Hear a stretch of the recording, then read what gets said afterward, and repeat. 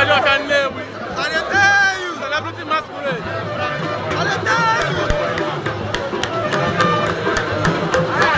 Hello guys, so this is Ajofia Nnewi Masquerade live at Ofala Nnewi 2023. This year's Ofala Nnewi is a remarkable one because Igwe Kenneth Orizu, His Royal Highness Igwe Kenneth Orizu, clocked 60 years on the throne and also 98 years old. So it was prepared in a very special way and the turn up was massive. You can see the crowd here. Massive turn up. Massive. As this Ajofia Nnewi now, the biggest masquerade we have in Igboland, if not in Nigeria. Ajofia Nnewi is a very respected masquerade. Anytime Ajofia comes on the stage, every other masquerade has to clear off. As Ajofia is coming in now, so many other masquerades at the back within the stage are being cleared. That's why Ajofia is kind of delaying. They are clearing all the masquerades to go by the side for the masquerade of all masquerades to come on stage and perform. You can see the crowd. You can see everybody trying to snap to get a video or picture of Ajofia Nnewi.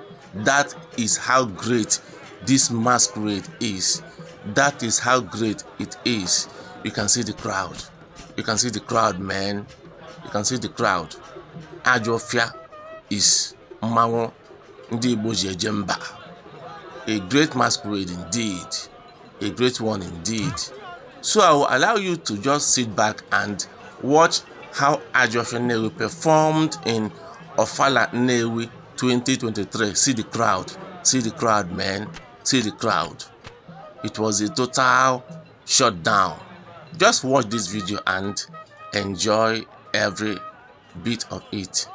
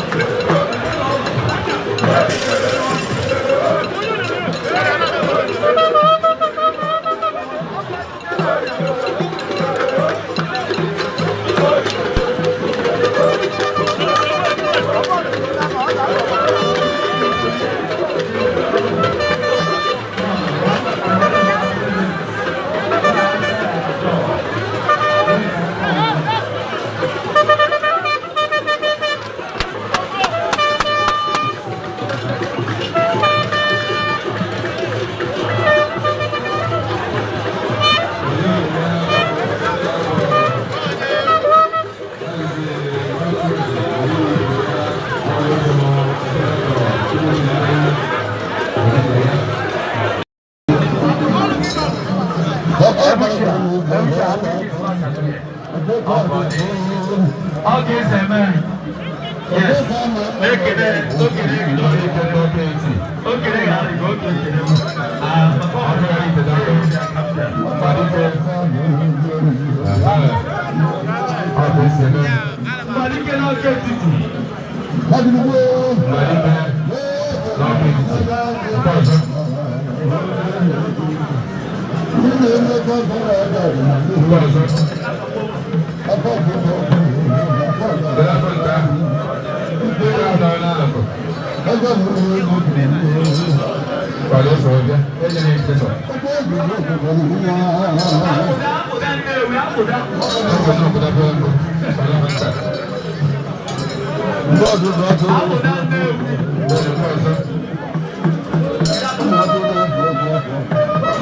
Magic.